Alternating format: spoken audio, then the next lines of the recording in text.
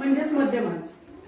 सरासरी म्हणजे काय की दिलेल्या निर्णय राशींच्या मूल्यांची बेरीज करून तिला राशींच्या संख्येने भागले असता मिळणाऱ्या संख्येस त्या राशीच्या मूल्यांची सरासरी किंवा मध्यमान म्हणतात. आता बघा सरासरी कशी काढतात की दिलेल्या माहितीमधील सर्व प्राप्तांकांची बेरीज करायची आणि डिवाइड बाय एकूण प्राप्तांकांची बेरीज. आता इथे दिलंय बघा, एक उदाहरण दिलंय 10, 19, 21, 22, 28 या संख्यांची सरासरी किती. म्हणजे काय करावं लागेल, या सगळ्या संख्यांची आपल्याला बेरीज करावी लागेल आणि डिवाइड बाय काय करावं लागेल, किती संख्या एकूण 5 संख्या. म्हणजे डिवाइडला आपण 5 घेऊन आपण सोडू शकतो. आता मी तुम्हाला हे उदाहरण सोडून दाखवते बघा.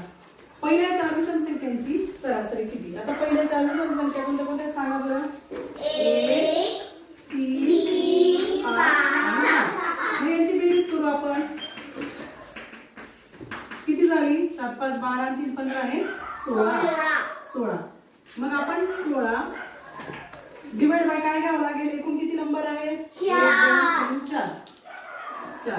4 1 4 4 4 16. म्हणजे काय आलं आपलं मध्यमान किंवा सरासरी काय आलं आपलं 4. बरोबर. आता याप्रमाणे तुम्हाला हे उदाहरण